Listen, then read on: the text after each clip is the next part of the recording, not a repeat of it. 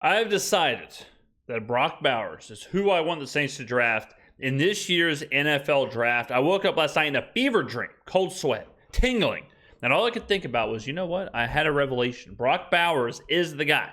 Brock Bowers is the pick. I don't want to hear about Jared Verse. I don't want to hear about some offensive lineman from Central Michigan. I don't want to hear about Keon Coleman or Malik Neighbors or what if Jane Daniels drops. I don't want to hear all that because this is the guy. Brock Bowers is a generational talent at the tight end position. Brock Bowers has a chance to be the next Travis Kelce, the next Rob Gronkowski, the next Mark Andrews. Good news for us. That's exactly what we need, right? Brock Bowers could be the third, fourth best overall player in this draft, but people highly overrate quarterback, wide receiver. You know the drill. If Brock Bowers was a wide receiver, he's probably going third overall. He's probably going higher than Marvin Harrison Jr., but he's a tight end. But in today's NFL, the difference between a tight end and a wide receiver, virtually nothing, okay? A great pass catcher, a great playmaker, a great offensive weapon. That's what we need. I love the idea of Brock Bowers getting drafted by the Saints if he falls, or if we trade up and get him. Now, today's video, A to Z Sports, their 2024 NFL Draft Scouting Report of Brock Bowers. We're going to watch, react, review. Let's go. Bowers is my top-ranked tight end in the 2024 draft. That's what I just said. And when you factor in blocking, he's the best tight end prospect that I've ever evaluated. Yes. I have him as my 7th-ranked prospect overall, but I do factor in positional value with my big board rankings. I'm trying to create a board similar to an NFL team. So quarterback. All right, look, shout out to this. First of all, love this. All right, this first video this person I have watched. Make sure you go down below. Guys, always. When I react to a video, I put the link of that video in the description just in case you want to watch it without my commentary, or if you like their content and you want to watch more of it. So I always have that down below. Go check out this guy's channel. I love all this, right? I love the statistical analysis. I tell people all the time, if someone's telling you this guy's a great prospect because he can really catch the ball well, that's not enough. They can all catch the ball well. This is what I'm looking for. You got broken tackle percentage, success percentage, EPA per target, passer rating, yards per target, first down percentage, PFF run block, yards per... I mean, just beautiful. Okay, absolutely gorgeous stuff here. So, GG's, good stuff. I like it.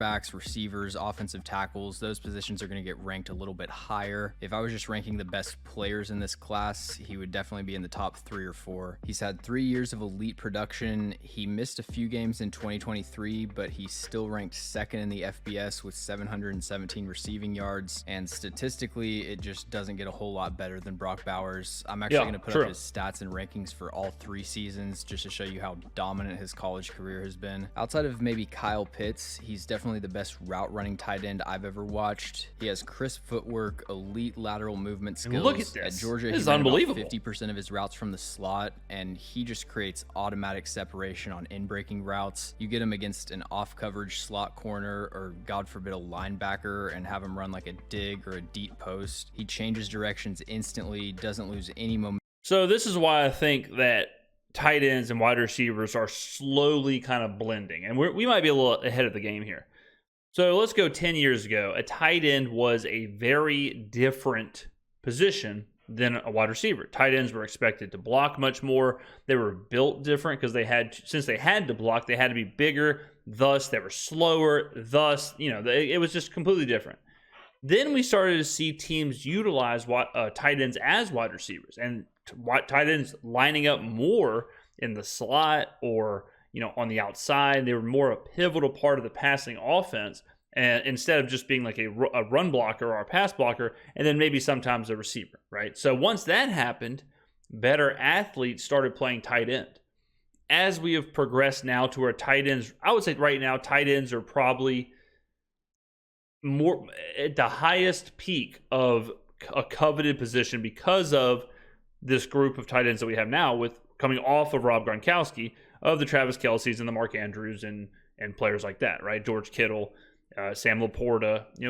A long time ago, it was Antonio Gates and Tony Gonzalez, and that was it. Everyone else was kind of these big lumbering blockers that we were talking about. But now you see way more. Brock Bowers is, one, he's a physical freak. All right, so he's not a tight end that you worry about getting lost or not being able to play the position. the same way he plays in college. He is the same kind of a player of Travis Kelce or Rob Gronkowski, who's going to physically dominate. Like, we've seen Travis Kelce bounce off of defenders and just be a physical mismatch. We've seen Rob Gronkowski do that his whole career. Brock Bowers is that same kind of player. He's that same dominant tight end, just like them. When you talk about position scarcity, this is where I think I kind of differ on this. If you told me that Brock Bowers was going to be a Travis Kelce, and you told me that Marvin Harrison Jr. was going to be a DeAndre Hopkins, I would rather have the Kelce than the Hopkins. Even though DeAndre Hopkins at times has been the best wide receiver in the NFL, at times he has been really, really good. Most of his career, he's been elite at that position, right? Travis Kelce is probably the best tight end ever. Definitely in the conversation. I would much rather have the best at that position than one of 5 or 6 receivers who could claim to be the best at that position, right? Like Devontae Adams, DeAndre Hopkins. Is there really that big of a difference? No. Is there a big difference between Travis Kelce at the peak of his powers and the 4th, 5th best tight end? Yes, there's a huge difference. So if I have a chance to have the best at the position, a very important position, in a position that is only rising in importance, I want that. Give me that. Momentum out of his breaks. There's a lot of receivers in this class that will get drafted that don't run routes as effectively as Brock Bowers. Exactly. Exactly. Well said. That's what I was saying with the blend. All right. Before, it was 2 separate things. Now you're seeing athletes do the same thing receivers can do at the tight end position. This guy is running routes better or the same as the elite, quote unquote, receiving prospects in this draft. But because they are a receiver, because they declare at that position, they're automatically assumed to be better at certain things. And that's just not the case anymore. I mean, we've seen it now for enough years. We have enough evidence that a tight end can be as dominant in the pass game as a receiver. Change up his route tempo to set up defenders. He can slow play his release and then explode vertically. He'll use rocker steps at the top of the route to attack their leverage. With Brock Bowers, even though he's listed as a tight end, you're getting someone that can line up in the slot and separate consistently. There you go. He also has really good speed to separate vertically. He can win on seam routes. He can pull away from linebackers and safeties. And then he does a good job against zone coverage of coming to a stop at the top of his route, kind of freezing that hook defender, and then gaining leverage horizontally, sitting down at the right spot. From a route running and movement skills perspective, there's really not many holes that I can poke in Brock Bowers' game. The one thing I can say, he did line up in the slot pretty often, and there were times that he struggled against press coverage. That's usually not even something you would evaluate for a tight end, but since he is going to be in a lot more receiver type situations, he does need to improve his hand usage, disarming press corners, fighting through aggressive man coverage. After the catch, again, he's about as good as you're ever going to see for a tight end prospect. He's averaged 8.5 yak per reception for his career. And we know after the 49ers and the season we just had how important yak is. So being able to do that at a high level, that's huge in today's NFL. He leads FBS tight ends with 33 broken tackles in the last 2 seasons, and he really has a complete skill set after the catch. Again, he's got the speed to just pull away from defenders. He's a bowling ball. When he builds up speed, he can torpedo through arm tackles. You get him the ball on those slide routes out in the flat, he can juke out the first defender. He's got a nice stiff. And you also have to ask yourself, if you're a Saints fan, how important is it to have a tight end who can create yak? Well, Clint Kubiak is coming from San Francisco, where they had the most yak, right? They had yak out the wazoo. They had George Kittle, and who is a yak machine. So not only is Brock Bowers a generational talent at the position, Brock Bowers is the perfect fit for the New Orleans Saints, the perfect fit for the scheme that Clint Kubiak is bringing in, and the perfect complement to Derek Carr. He's the perfect complement to this offense. Chris Olave, Alvin Kamara, Rashid Shaheed. To have an elite tight end, if we had a Sam Laporta, if we had a Travis Kelce, if we had a Mark Andrews, if we had that kind of a player, a Rob Gronkowski, that would open up this offense so much. To have that guy, and to go back to the wide receiver thing, I think Brock Bowers is probably, this is controversial yet brave, ladies and gentlemen. I think Brock Bowers is probably the second best receiver in this draft class, behind Marvin Harrison Jr. if he was the second best receiver, he would go like 6th, 7th overall, somewhere in there. But just because it has TE next to his name, he's sliding. If that was wide receiver, I'm telling you, this guy's a 6th, 7th overall pick. The fact that Malik Neighbors is going to go like 5, 6 picks ahead of Brock Bowers is nuts.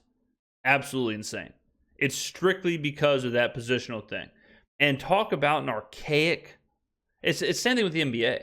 Like, this is what's happening in the NFL is what already happened in the NBA. A few years ago, it was like, you are a small forward. You are a shooting guard. You are a power forward. You are a center. And if you are that, you have to do these certain things. Then that all changed. And there's really no positions anymore in the NBA. People are, they just kind of play those numbers. They play the 5, they play the 4, they play the 3, whatever. But no longer does a center have to be slow and plodding and have post game only and can't shoot. It's different now. Positions don't really exist in the NBA anymore. The NFL is close to that with a lot of like skill position players. Obviously, an offensive lineman is an offensive lineman. A running back is a running back. But pretty soon, you're not going to have 3 wide receivers and 2 tight ends, or you have 2 tight ends and fullback and 2 wide receivers. You're going to have your line, your running backs, your quarterback, and then you're going to have skill position players. You're just going to have weapons, and that's it. It's not going to be how we break it into positions now. And we need to be ahead of that. We need to be innovative and evolve and understand that Brock Bowers needs to be looked at as just a pass-catching weapon, just an offensive weapon. He doesn't even need to be looked at as a tight end. Because I know a lot of people are going to say, isn't this kind of high to draft a tight end? Isn't this kind of, do you really want a tight end at 14? Do you really want a tight end at 10? But if you replace that with wide receiver, you wouldn't say that. No one would say, do you really want a wide receiver at 10? Do you really want a wide receiver this high in the draft? Right? But what's really the difference? What's really the difference here in today's game? Not much. Stiff arm, and he has 5 rushing touchdowns for his career. He's someone that's worth getting the ball on screen passes and jet sweeps. And then for the most just part, like Travis he has Kelce. Really good hands. 4.4% drop rate isn't bad at all. He's had 3 drops each of the last 2 seasons. He's not completely automatic, just going to catch everything that's thrown his way, but focus drops are not a major issue for Brock Bowers. He took a step back in 2023 in contested catch situations. He was only 2 for 9, 22% on the year, but for his career, he's brought in 23 of 39 contested targets, 59%. He has elite focus and ball tracking ability to bring in those tight window passes. The Auburn game from this past year was just a clinic. And yeah, ball skills, again, are about as good as it gets for a tight end. Now, he's listed at 6'4", 240 pounds. I would just eye test, have him a little bit shorter than that. And he doesn't have the biggest catch radius. So as far as being this elite red zone target, I'm not sure that's really his game. As you'll see, pretty much every weakness I have for Brock Bowers comes down to size. But if he just had a bigger frame, I think he could be more effective high pointing the ball, winning over. But I think he plays bigger, and he might say that. His actual frame isn't that big, but he plays physically dominant, thus the broke tackles and all of that. He does, and if you ever watch Brock Bowers, he does run through people. He plays, and sometimes that happens where you get a guy who's physically maybe undersized as far as their frame or body. It happens with linemen all the time too. But they somehow physically dominate. And Brock Bowers is that. Brock Bowers is a guy who plays bigger than he is. And you do have to kind of wonder, does that translate? Playing in college, it's easier to play bigger than you are than in the pros. But the way he plays, I like that. I like that he certainly doesn't shy away from contact. He certainly doesn't go down easily. Pause. He is a guy who plays big. He is a guy who, he runs through tackles. He is very good in contested catches. All of that is a guy who plays bigger than he is. If a weakness is that he's undersized, but a strength is that he is fantastic breaking tackles and fantastic with contested catches, I would go ahead and forget about the undersized, because that's just strictly an eye test, strictly a metric, like at a doctor's office. He's just blank height, blank weight. But if he's playing past that, he's playing beyond that, I don't really care about the bone structure. Over taller defenders. And then what really ties Brock Bowers together as a prospect is what he adds as a blocker. He's an excellent blocker when you get him out on the move on linebackers and defensive backs. He can clear the alley on screen passes. He gets his hands inside, stays attached, drives his legs. Really good. Oh, look at that. Punches above his weight class. Look at that. It just showed up. Man, am I ahead of the game or am I ahead of the game? Exactly what I'm talking about. You can't be an incredible blocker if you're also a weakness of being undersized. And why is it important that he's a good blocker in the Saints' new system? Because the San Francisco 49ers ask their wide receivers and tight end to block downfield. That's why they have so much yak, is because their wide receivers and tight ends are extensions of the offensive line. They are blocking downfield. They are fantastic. If you watch them, that is why that yak is created. So if Clint Kubiak is bringing that kind of a system in, again, this is a perfect fit. It's not just a generational talent, because he is, no doubt, Brock Bowers will be good wherever he goes. He's that good. He will be a top 5's a lot. He'll be a top 5 tight end next year, or real close. But along with that, it's also insane how good he fits this scheme, how good he fits this roster. The Saints are not a team that is so desperate for a wide receiver or a running back or a quarterback or whatever that they have to take that position in the first round. Their needs are pretty spread out, so they can take a Brock Bowers because he can fix a lot of their problems. The Saints need a tight end. The Saints need help pass blocking, run blocking. They need all of that. This is just, it fits us. It fits everything. The slot, the spot, the scheme, the roster, everything points to this. Everything points to Brock Bowers. Target location and open space. So I have no questions about his ability to excel as a blocker in that second move tight end role in the NFL, but he's also surprisingly really effective blocking defensive ends. On pin pull, he can wash a 5 technique completely out of the play. He's had multiple pancakes and dominant displacement blocks on 280-pound defensive ends. That's what I'm saying. Undersized tight. That's what I'm telling you. This idea that he's undersized, it's strictly the measuring tape. Is strictly what the number says. Like, he is blank height, blank weight. That's it. Beyond that, he doesn't play undersized. So if he doesn't play undersized, the size doesn't matter. And what he's able to do as a blocker is truly special. I did think his blocking tape was slightly more impressive in 2022. The TCU game in the national championship and then the LSU game in the conference championship were probably his 2 best run blocking tapes that I watched, but he was still a good run blocker last season, 21st highest PFF run blocking grade for whatever that's worth. The main question is just how much potential does he really have as an inline blocker in the NFL? At some point, the size disparity and physical limitations will translate to what happens on the field. Maybe. It didn't really in college, but I'm not sure how confident you can be that he's going to hold up one-on-one against some of these huge base defensive ends. But it's not like there's a bunch of tight ends every year that excel in those situations. Yeah. Compared to most tight ends, Brock Bowers' blocking is definitely a plus. And then, yeah, I mean, the fact that it's just part of his game. Like, you're not drafting this guy 14th overall or trading up to get him because of what he can do blocking. That's just an accoutrement. That's just a little bit extra. That's just a little bit that he brings to the table. You're drafting him to be an offensive weapon at this high in the first round. You're drafting him to be a pivotal part of the passing game. The Saints, let's say we lose Michael Thomas. The Saints need a true number 2. If Chris Olave is number 1, Rashid Shaheed's fine. He's not a number 2. A.T. Perry's fine. He's not a number 2. All right? I know people are not going to like me saying that. If we get Brock Bowers can be the true number 2 in the Saints passing game. He can be the second best receiver on the team. And all that will do is open up Rashid Shaheed. All that will do is open up Alvin Kamara out of the backfield, open up A.T. Perry or whoever our third wide receiver is. That's all that's going to do. So it's just such a, I mean, I really just had this revelation last night and just said, boom, there it is. The algorithm lined up, everything matched up. Plus, minus, plus, parentheses, and the equal sign, Brock Bowers.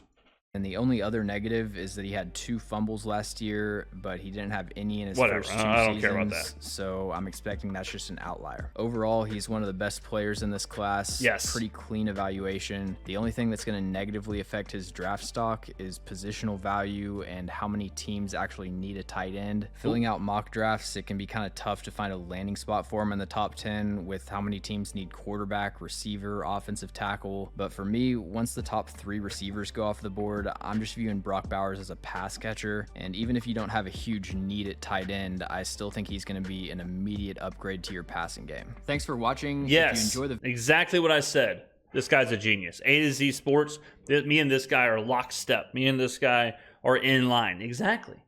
Why even wait until the top 3 pass catchers are off the board? Jump them up. Put him at number 2. Put him at the number 2 pass catcher. Exactly what I'm saying. Positional scarcity, whatever. Throw that out the window, ladies and gentlemen. He is not just a tight end. He is an immediate upgrade to the passing attack and the passing game.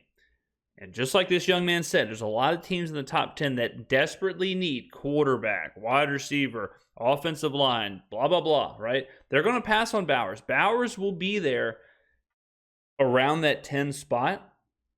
If the Saints want to get cutesy, which I hope they do, they can trade up and get Bowers, which I would love.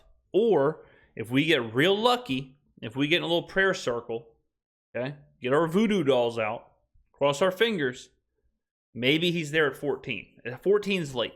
I feel like we might have to trade up to get him, which I'm totally cool with. Guys, we're going to do so much draft coverage leading up to the draft. But, God, I mean, this is the answer. This is the answer right here. This is the guy. Let me know in the comments below what you think. Let me know in the comments below if you want Brock Bowers or if you want somebody else. And who do you want? Don't tell me you want some left guard out of Utah. Don't tell me you want some center out of Illinois. Okay? Get that up out of here. All right? How good does a center have to be better than Travis Kelce? Think about it. Okay? Brock Bowers is the guy. I can't wait. I will be the first person wearing a Brock Bowers jersey. I will be so happy if this guy is in the black and gold. Ladies and gentlemen, let me know in the comments below. Thank you for watching. Go subscribe to A to Z Sports. Fantastic draft coverage and breakdown. Really enjoyed that video. Oh, wait, is he not done? video, make sure to like and subscribe. Okay. If you want to see my entire draft board as a filterable interactive table, I've got that up at atozsports.com. Unbelievable. We got filterable tables. We got draft boards. I mean, look at this. Great stuff. Marvin Harrison Jr., NFL comparison, A.J. Green. Let me ask you this. Would you rather A.J. Green or Travis Kelce? Whoop. Would you rather A.J. Green or Rob Gronkowski? Whoop. Think about it. Really think about it now. Who would you rather? Undunzi from Washington, his comps, Michael Crabtree and Chris Godwin. Who would you rather have, Travis Kelce or Chris Godwin? Whoop. Malik Neighbors, Garrett Wilson. I don't know. I think I'd rather have Travis Kelce, Rob Gronkowski, either one of them over A.J. Green, Garrett Wilson, Michael Crabtree, or Chris Godwin. Get on down there in the comments. I'll be down there reading, reacting. Thank you very much for watching. I'll see you in the next video.